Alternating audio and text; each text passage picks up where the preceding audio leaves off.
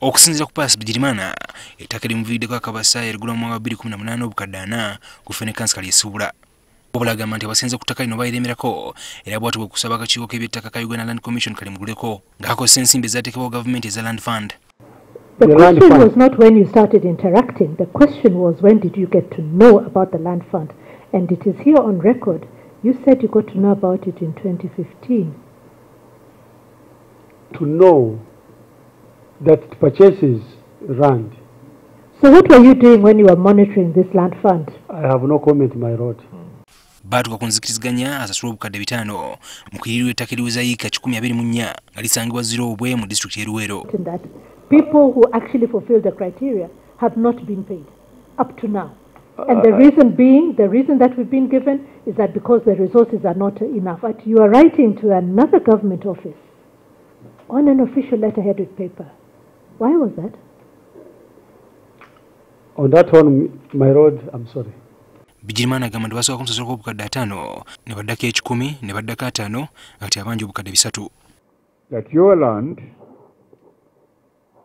which you bought 40 million, now the value is 500 million, half a billion shillings.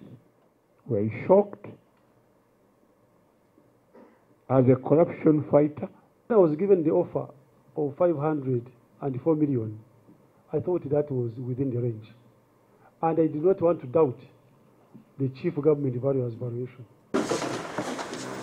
Akakiiko kagamba nti kalina obujulizi obuluma minisita w'eby'ettaka Betty Amungi okuba nga yawandiika ebbaluwa eri akakiiko k'eby'ettaka nga kalagira kangu okusasula Bigirimana ekintu kye bagamba tikyakolebwa mu bukyamu. In fact, some of us were proud, very proud of you for the job you did in the Prime Minister's office. But I'm trying to change my mind. Mu kiseera kino ebyaliwo, Pius Birigimana yali omuwandiisi omukulu mu ofiisi y'essawa minisita ng'akakiiko kagamba yakozesa ekifo ky'okutuukiriza ebigendererwa bye. Nga yanukula akakiiko Bigirimana yeetonze n'akkiriza nti bwe kyetaagisa kuzza nsimbi zino mwetegefu. If this commission finds me not qualified to have been paid that money, I'm ready to do it because I don't want to have such encumbrance with me. Akakiiko kamukalaza okunyolwa olwa mukyala w'omugenzi Jonalonda Nyakairima obutabikako mu kakiiko kano n'okubadde ayitiddwa enfunda enzuwera okunyonya ku ttaka eryagulwa bba kati omugenzi.